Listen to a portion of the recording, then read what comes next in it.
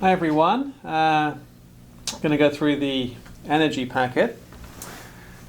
So, first up, an interesting kind of conceptual question. Alright, people get confused, what's the difference between temperature and energy? They're not the same thing, but they are related. Okay, they're not the same thing, but they are related. And the trick really is to understanding their relationship, and that's really what this packet's all about. And when we see some equations later, there'll be variables such as Q, which is energy, and variables T, which is temperature. So they're not the same, but they are related. Okay, so getting into it now, when I think about energy, I always like to think about like a common everyday thing. Oh, you know, my kids have lots of energy, my kids are full of energy, stuff like that. And when you have that idea in your head of kids running around full of energy, it kind of helps with the definition of what energy is. Okay, what are those kids doing? Well, they're just doing stuff, all right? They're just doing things, okay? So energy really is the ability to do stuff. And in physics, we like to say, or in science generally, the ability to do work, okay? Now, work has a strict definition in science, okay? So when you lift a weight, for example, up, you're moving a mass against gravity, okay, and that's doing work, all right? So work, you might think of, you know, e.g.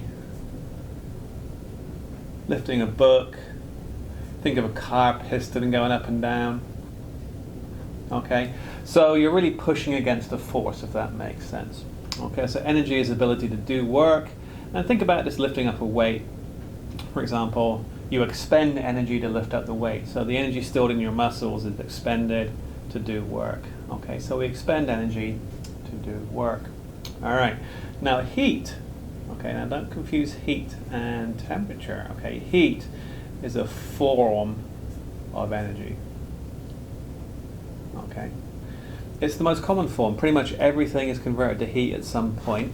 Okay, and heat is the form of energy that gets energy from the sun to us. Okay, and if you think about it, pretty much all our energy on the planet Earth, apart from maybe nuclear, okay, comes from the sun. So coal, for example, and oil are just stored solar energy. We can get solar energy directly, we can get wind energy, which is just the Earth heating up, which obviously the heat comes from the sun, okay? So heat is a form of energy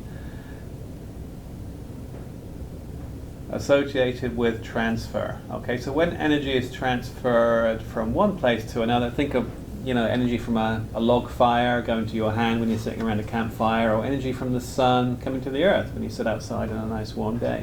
Okay, that's heat. So heat is basically just photons with a certain wavelength. They're in the infrared. So what we know as infrared photons, we also know as heat. Okay, now heat, and we're going to do this concept in a little bit more detail later. Okay, it's what's called intensive. Okay.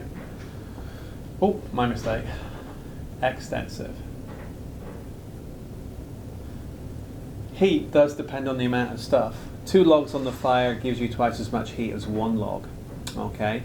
But the temperature itself, which we'll talk about right here, the temperature is what we call intensive. It depends on the amount of stuff. Okay. So, sorry, does not depend on the amount of stuff. Intensive.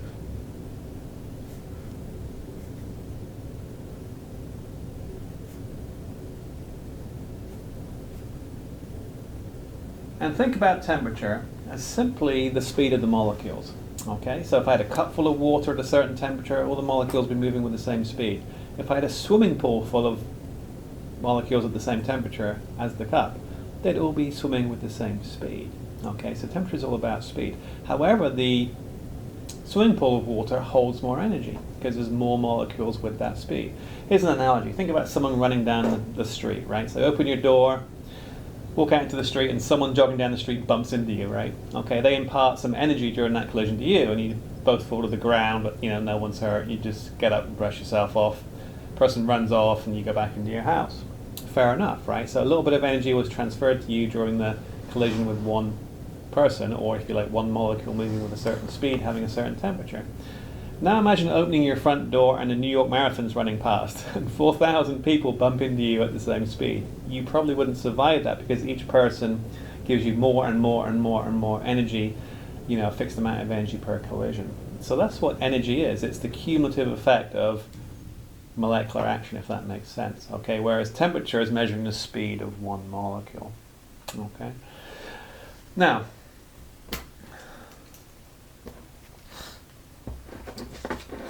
so hopefully that makes sense. Many forms of energy. Heat's the most common. Okay. Heat is associated with transfer of energy from one place to another. Heat is extensive. Okay. So 2 logs on the fire gives you twice as much energy as 1 log. That's what's known as an extensive property. Okay. So for example, mass is extensive. Something twice as big weighs twice as much. All right.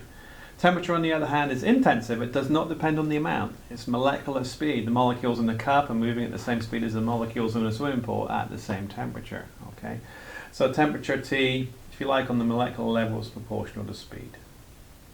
Okay. Now, unfortunately, we didn't do this lab, but we'll meet the math for it in a little bit. So, you know, this isn't so important. Okay, but the bottom line is this. Okay, if energy goes from one place to the other, sun to Earth, right? The energy lost by the sun, and Q is just a measure of direction, and Q is the symbol for energy. What's lost by the sun arrives at the Earth, okay? So it's just a transfer, and whenever we see transfer of energy, what's lost is a minus, what's gained is a plus, and Q is just a symbol for energy, okay? So remember Q, I'll come down here, Q is the symbol for energy, and it's measured in joules, okay, the SI unit of energy. We actually saw that, I think, in the first week of class. We talked about energy, how it had a weird unit when you work it out, but we just call it a joule. All right, so that's the bottom line basics.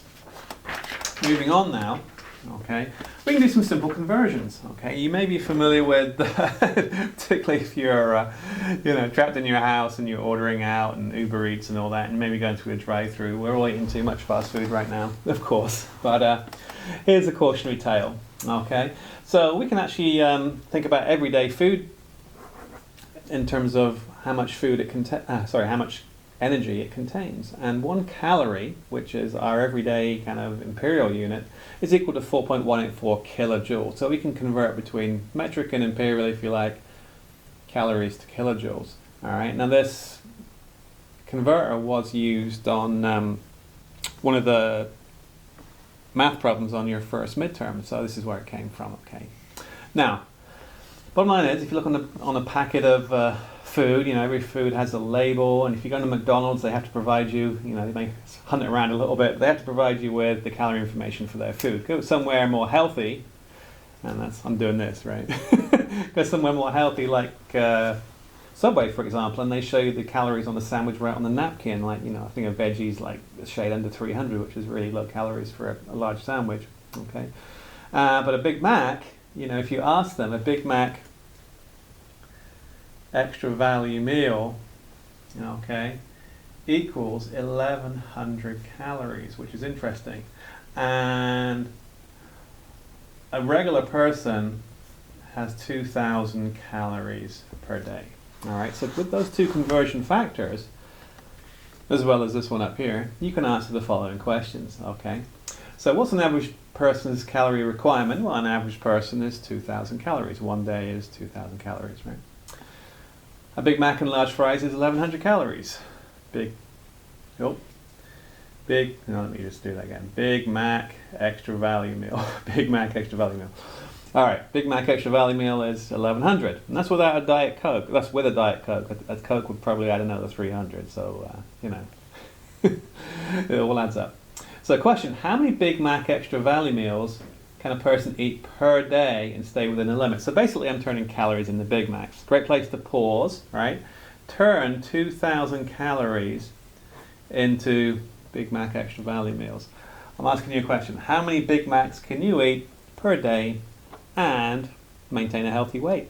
Okay, so calories, well, there's calories per Big Mac, right?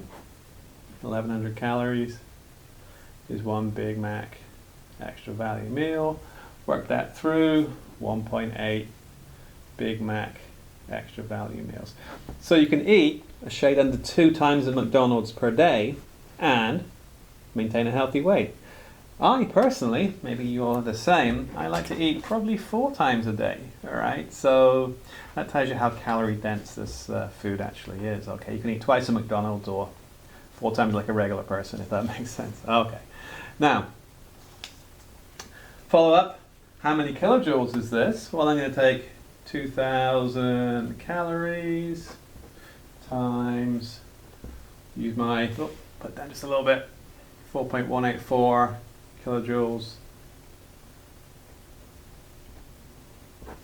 per calorie, and it does say how many kilojoules, so I'm going to keep kilojoules. On your first midterm I did another kilojoules to joules there, which some of you missed. Okay, I'm asking for kilojoules this time, not joules. Alright, work that through, 8,368 kilojoules. Okay, so 1.8 Big Macs equals 2,000 calories equals 8,368 kilojoules. If you go to France or somewhere else in the world, pretty much everywhere else in the world, food labels are not in calories, they're in kilojoules. And remember, you can always convert. Okay, so now I'm going to get into some math, okay? So when we relate Q and T, okay, so energy is proportional to temperature. It's not the same, okay? Temperature is in Kelvin or degrees C, energy is in joules, right? So they're different units, different quantities, but they are proportional. If I heat something up on the fire, it has more energy inside it, right? So they're proportional, but they're not equal. So the question is, well, how do I make a proportional into an equals? I use a proportionality constant. So just multiplying by some constant over here, I make them equal. Okay, and one of the constants we actually use 2, and we'll see details in a second, but one of the constants we use is actually called the specific heat capacity, or just sometimes called heat capacity. Alright, now if you look in the book, there's a kind of very wordy, unnecessarily wordy definition for this, and it says the amount of heat energy required to raise the temperature of 1 gram of substance by 1 degree Celsius. Okay, if I want to kind of break that down and make it a much more common sense kind of definition, it's basically how much energy 1 gram of stuff, and you know, every pure material has its own heat capacity, must absorb to increase temp by 1 degree C. Okay, so basically it's an exchange rate.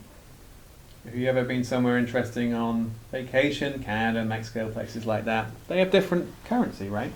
So you go to Canada, it's not a great example because it's practically 1-to-1, so 1 Canadian dollar is worth 1 US dollar. I'm not sure what the Mexican conversion factor is. How many pesos is $1? Let's say 40, right? So 40 pesos is $1. So, you know, you can convert between currency types if you know the exchange rate. Similarly, you can convert between joules and degrees C if you know the specific heat capacity. All right, and this is a list, if you like, of the conversion factors or exchange rates. Okay, so when we look at this, we see some interesting information. Okay, we see some interesting information. So there's water, liquid and solid form, aluminum, iron, gold, silver, carbon, and mercury. So we've got a bunch of metals and water and also carbon. Okay, if you just look at the numbers, okay, metals are low. So metals have very low numbers and water is high. So water actually has one of the highest heat capacities of all known materials. What does that mean? It means its exchange rate is extremely unfavorable if you're trying to do a conversion between joules and degrees C. That means I have to put in 4.18 joules in a gram to make it go up by a degree C. So I have to throw in 4 joules. Okay? If I look at something like iron, I only have to put in 0.4, a tenth. So iron of the same weight, I need a tenth amount of energy to make it go up by the same amount of temperature. Okay, so that makes total sense. If you think about metals, right, when you put an iron poker in the fire, it gets hot really quick because the exchange rate's real low. I need a little bit of energy to make its temperature go up quite a lot.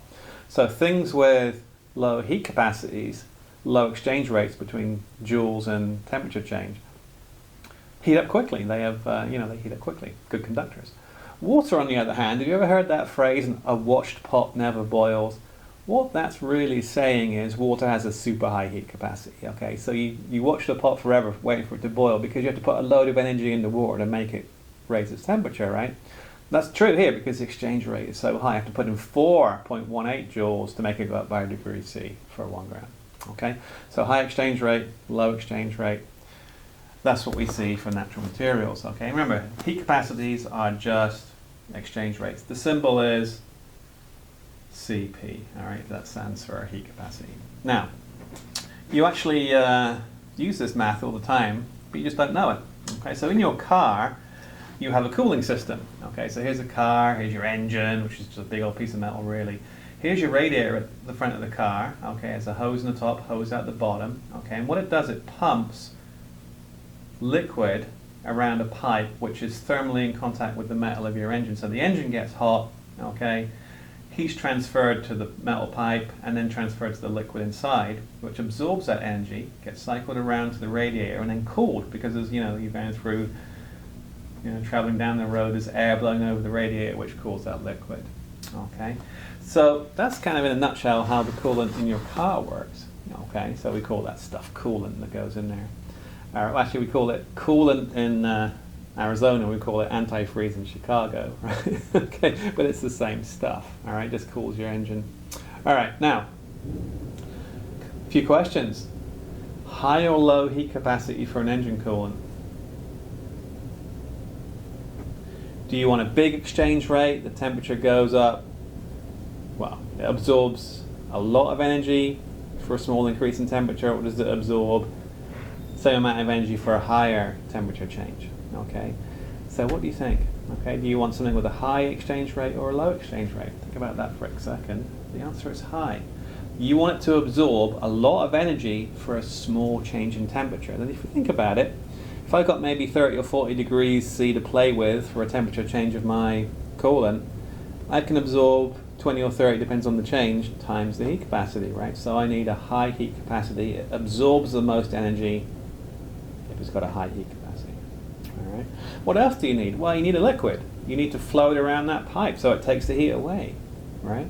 Okay. And then finally, you need a low freezing point and a high boiling point. Think about that for a second. In Chicago, we call this stuff antifreeze because in Chicago it gets down really cold in the winter. You've just put water in here, in your radiator, left it in the parking lot on a cold night, it would freeze, right? And the water would expand and break your radiator. But our cars, they sit outside in the coldest temperatures and the radiators just don't break open because we have antifreeze, which actually lowers the freezing point, okay? All right. So, we get around that problem. And then also, we want a high boiling point, okay? So sometimes you see that classic kind of, it's almost like a cartoon image of a car on the side of the street with the hood up and steam coming out, right? What happens there is because the radiator has failed somehow, maybe there's a blockage in the pipe or something, and the the coolant isn't flowing, and it gets super hot and the engine overheats and eventually breaks, right? So we want a liquid that boils at a higher temperature, and it turns out this stuff also has a higher boiling point. The stuff we add to water to make antifreeze both simultaneously increases the boiling point and lowers the freezing point. It's the same stuff. Antifreeze and coolant are the same stuff, okay? Just add it to your radiator. Okay, in a pinch, water would do, but you need this for the higher range of temperatures commercially. All right. Moving on, so let's mathematically determine a relationship between heat and temperature. Remember, they're not the same thing, but they are related, okay? So let's just read through, and we just emphasize temperature is intensive. It does depend on the amount. It does not depend on the amount of stuff, okay? Molecules in a glass of water and the molecules in a swimming pool of water are at the same temperature, same speed, right? Okay, but energy, how much heat I get out of a log on the fire, is half as much as 2 logs on the fire, right? So energy is extensive. So we have an extensive and an intensive. How do we relate them? Okay. Well, the nice way to think about this is just think about boiling water on the stove. Okay. What goes into making that water boil? Okay. Well, we mentioned it already. Okay. Heat capacity. Heat capacity is the exchange rate between temperature and energy. Okay, so it defines joules needed for degree C change. Water has a fixed heat capacity, 4.18. That means I have to put 4.18 joules into each gram of water in there to make it go up by a degree C. Okay. Is it intensive or extensive? Does it depend on the amount? Well, it's defined as joules per gram degree C. Right? So it's depending on the amount, but it's a fixed amount, so it's actually intensive. It's defined per gram, so it's fixed. Okay. We're not changing that, so it's intensive. Symbol, CP. All right. Heat capacity. All right, so heat capacity is the exchange rate between temperature and energy. We definitely need that if we want to figure out the relationship between the two. Well, what else would determine how fast that pot of water would boil? Okay. Well, how much water you have in the pot, right? If the pot's really full, it takes longer, you need more energy. If the pot's kind of half empty, it takes less energy, it takes less time. So the amount of water, and we measure amount as mass, right? The logic is more water needs more energy.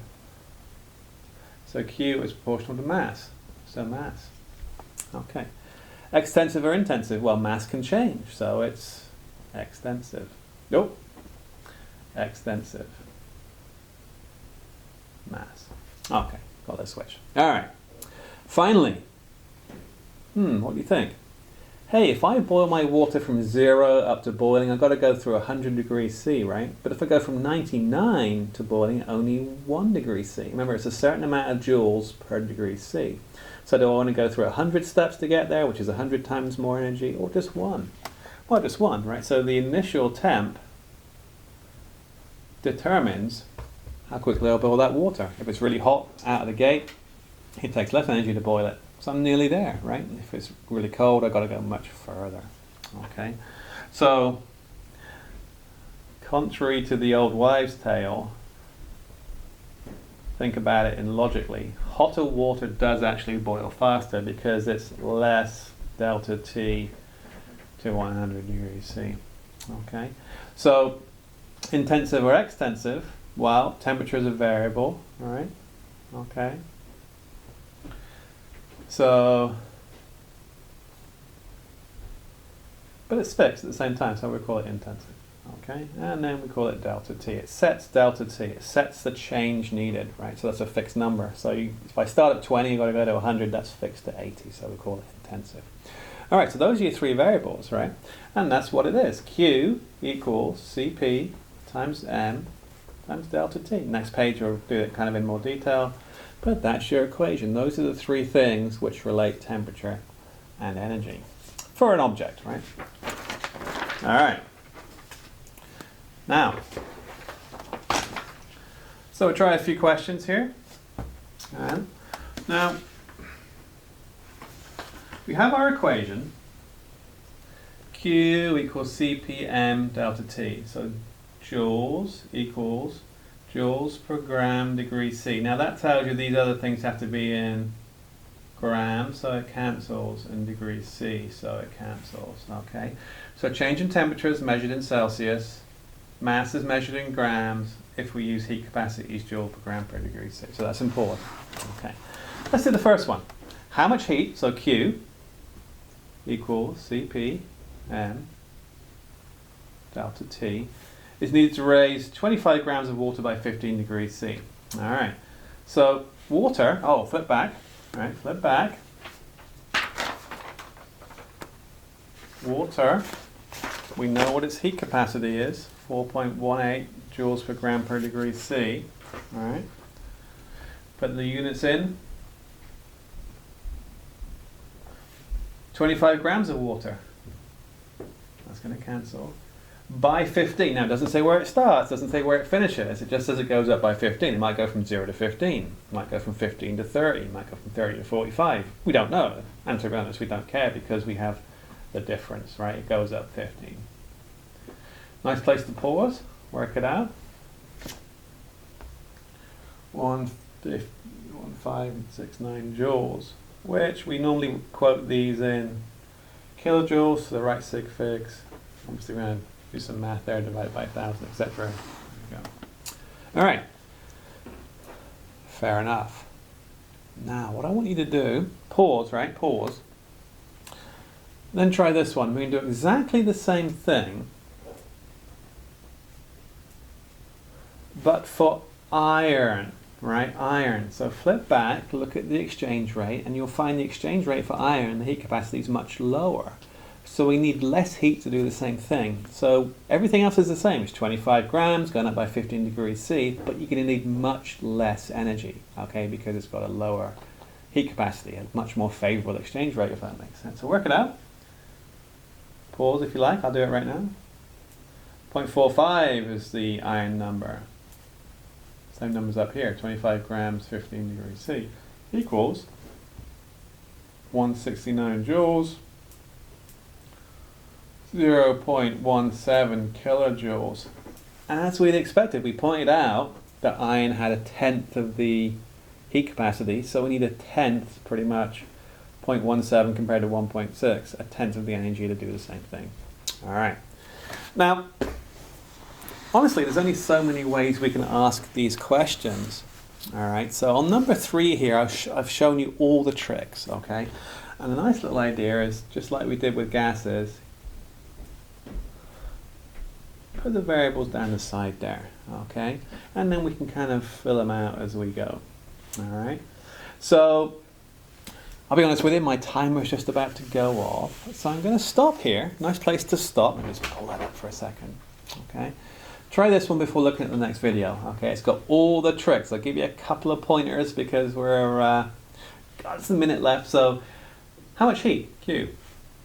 Needed to boil water, so it's the 4.18 joules per gram degree C, because it's water. Needed to boil, right? Needed to boil. So we could end up at 100 degrees C, right? And we start at 25. That is a difference in temperature. So people might be tempted to put in 25. It's actually a difference of 75.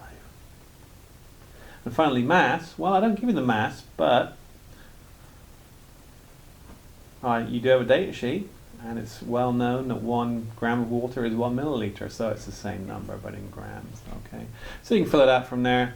Actually, yeah, we'll do that on the next one. Fill it out from there. Q equals. Go for it.